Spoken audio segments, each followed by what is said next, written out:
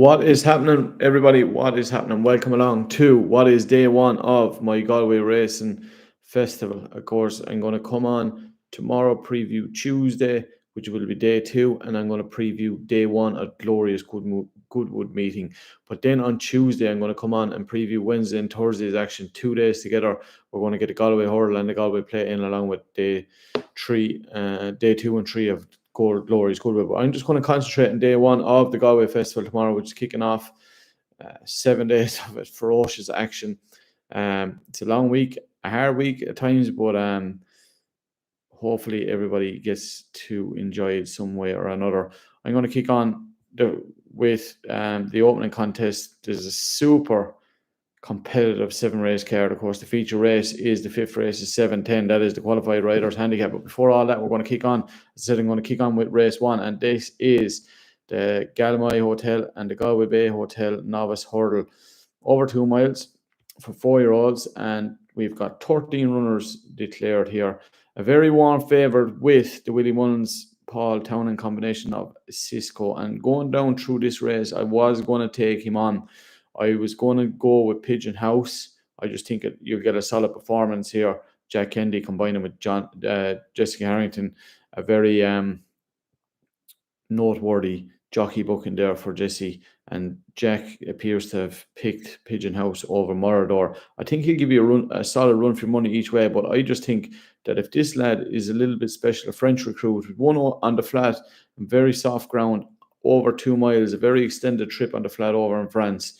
So he can get the trip. He stays well. We know that already. He likes the ground. Just to touch on the ground, at the minute, the ground, they're saying the flat ground is soft, and the hurdles and the chases are yielding. So it'll be interesting to see what way the weather plays out. Obviously, if the weather stays dry, it'll dry out. And if we get more rain, it's going to become a bit more tackier and heavier. But look, we're dealt the cards we have. But I just think if this French recruit is up to standard, and there's a few quid knocking around for it. Of course, Willie Mullins knows how to win this race. Won it last year at Mystical Power, who we've seen what he's gone on to do. So yeah, I'm going to stick with Cisco here, but I wouldn't be surprised if Pigeon House would be the standard bearer. And if you wanted a safe bet each way at 8-1, I wouldn't put you off that each way. Feud, of course, won very impressively around the stall first time out over hurdles. A flat recruit, and made the switch to Richard O'Brien from the UK, and was very impressive on his one and only hurdle start in the hands of Danny Mullins, who takes the ride again. But I just think here, in off 11 stone, Cisco is going to get my money to get us off to hopefully a good start. Then we're going to kick on to race 2, and that is the Easy Fix handicap hurdle over 2 miles. We got 23 runners declared, and it's for 4-year-olds plus. Last year's winner lines up again. That is, if I can see him, Millbay Madness for Emmett Mullins and Donna Myler, in the colours of the Fees, of course, who love to have winners around here, synonymous with winners around Galway now at this stage. But I'm taking him on a very short 5-2. Look, could get the job done, but there's one that really interests me. If he gets in as a reserve, number 23 at the minute, Dennis Hogan's Riami. He's won 3 on the flat, but there's only 6 runs over the sticks and has had some nice runs. I thought he did a very nice run in Kilbeggan on his second last start over 2 miles. And I just think this lad could be nicely handicapped.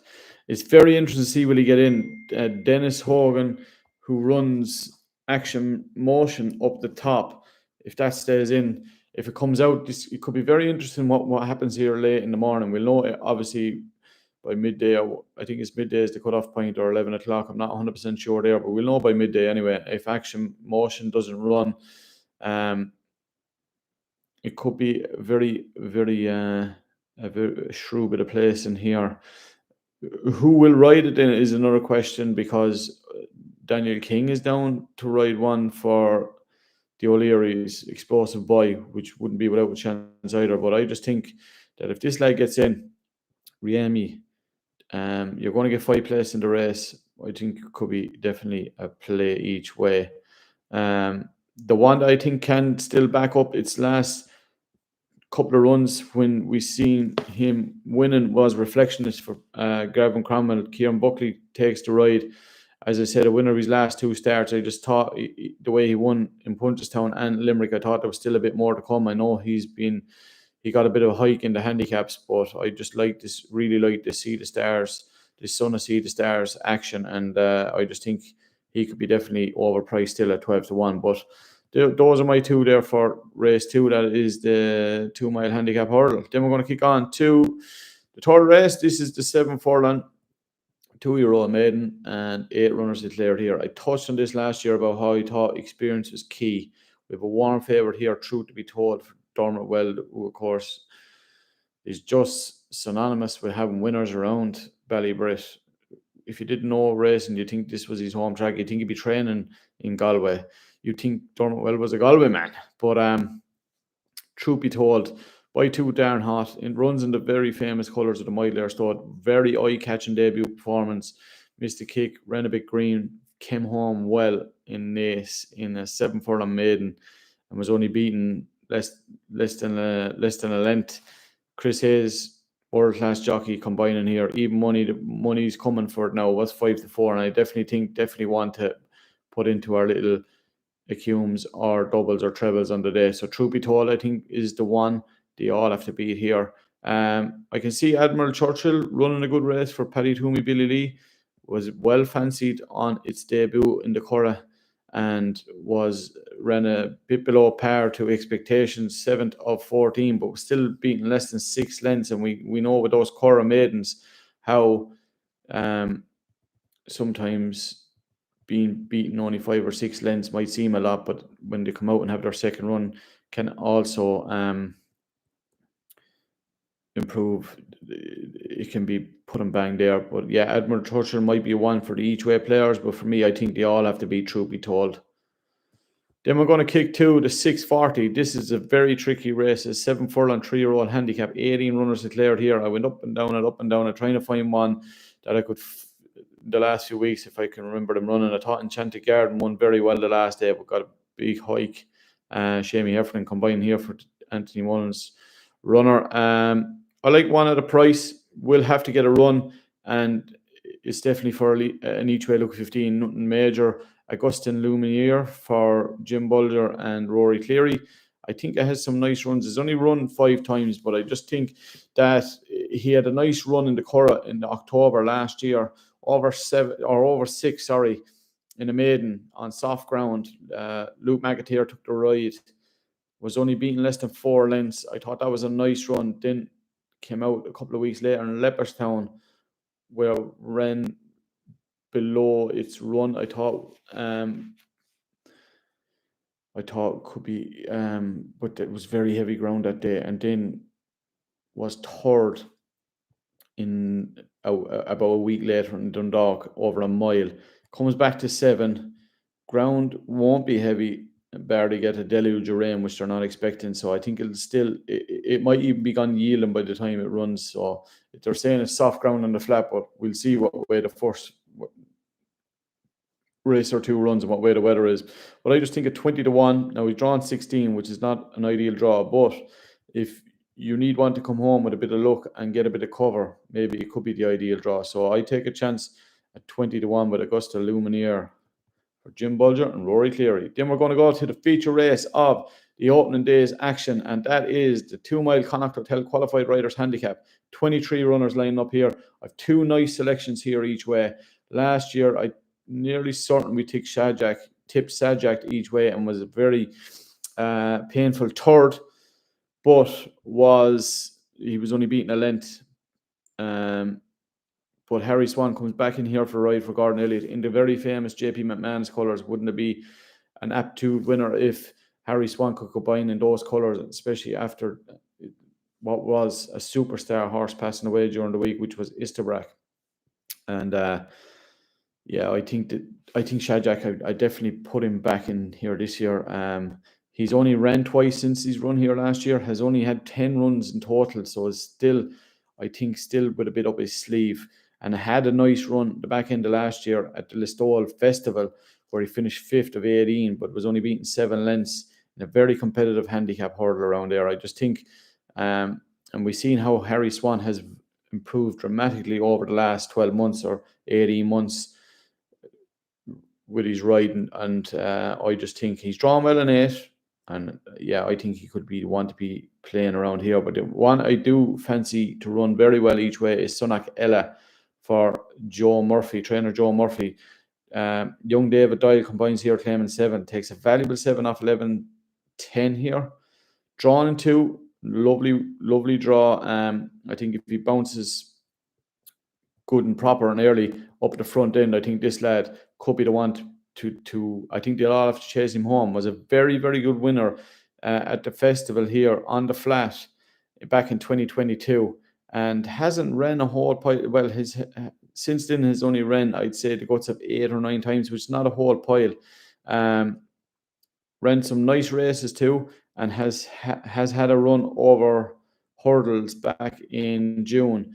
Was second when he was odds on, but I just think that run might even have him primed for here. But yeah, Sonny Keller, can see him running a very good race here in the colours of Tom Egan, who loves to have runners and winners around here. Owns the Horse and Jockey, a great little stop in place if you're ever stopping down. But yeah, those are my 2 each way plays. You're going to get 5 places in the race. So Sadjak and Sunak Ella in the feature race of day 1. Then we're going to kick to the penultimate race on the card. This is the 1.5 mile flat handicap, and there is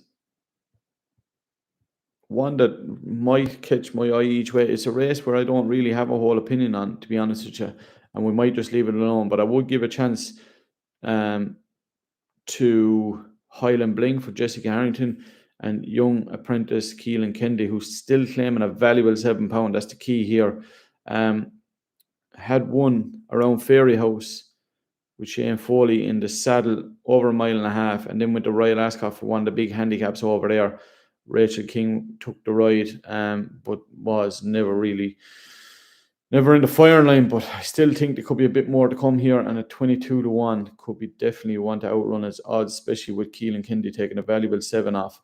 Jesse has, of course, the top weight in the race with Cruden, and looks maybe to be the one to beat. But I just think with young Keelan Kendi taking 7 off and some nice runs, but being by Highland Real, tough and hardy, drawn in 4, might be one there at a price to put in our each way look 15. Then we're going to finish the race with a bumper over 2 miles and 14 runners declared here, and there's a couple with experience, but we've a warm favourite, and I just think that if this lad is up to any with a standard, Willie Mullins combining here with Paddy Mullins in the saddle, cause for comment. I think if he's up to any bit of standard, he's the beating of all these. I think this lad, I think he could be, if he is one of Willie's nice runners, I think he could be the one they all have to beat. The one with experience that I would give the best chance in the race is the Charles Burns Delta Force. Ray Barron, top amateur, won the feature race last year on the card. Very good rider and does very well when combined with Charles. I think he's probably the best of them there with experience. His middle run would be the one where I put him in with a chance in Leopardstown, where he finished second. But his run in Newton Abbott didn't really float my boat now. But yeah, I think if cause for comment, we could stick him in there with a couple of the hot ones that we have already in there, and he could be the one to get us home. Willie Mullins and Paddy Mullins combined in a bumper. Those are my selections for day 1. It's a very tricky card, but I'm really looking forward to the week's action. I'm not too sure if I'm going to get down there yet, but really looking forward to day 2, where the Topaz Mile is the feature race, and then I'm really looking forward to Wednesday and Thursday for the Galway Hurdle and Galway Plate. Of course, we have Glorious Goodwood kicking off as well, one of my favourite meetings of the year. Along with Galway, this week of racing is just fantastic. But anyway, hit the likes, hit the share buttons, and hopefully I will I just see Gary too. He's after commenting there, and you see the comments now with the Bangor Dial nap of the week. You know my opinion on the Bangor Dial, but look, he's not without a chance either. But he was a horse that kind of let me down once or twice, and I'd rather take him on. But I'm going to be back tomorrow night to preview day 2 of Galway and review day 1, and we're going to preview day 1 of Glorious Goodwood, and then I'm going to come back on Tuesday morning early and put it out there early, midday around, for day 3 and 4, which will be Galway Hurl, Galway Plate Day, and we'll have day 2 and 3 of Glorious Goodwood. It's a fantastic week's race, and hopefully everybody enjoys it. Of course, as I always say, Bet Winning to 4, this is just the normal Joe Soap channel, and hopefully everybody can have a bit of fun in the week. Anyway, guys, hit the likes, hit the share button, and we hope to see everybody again back tomorrow.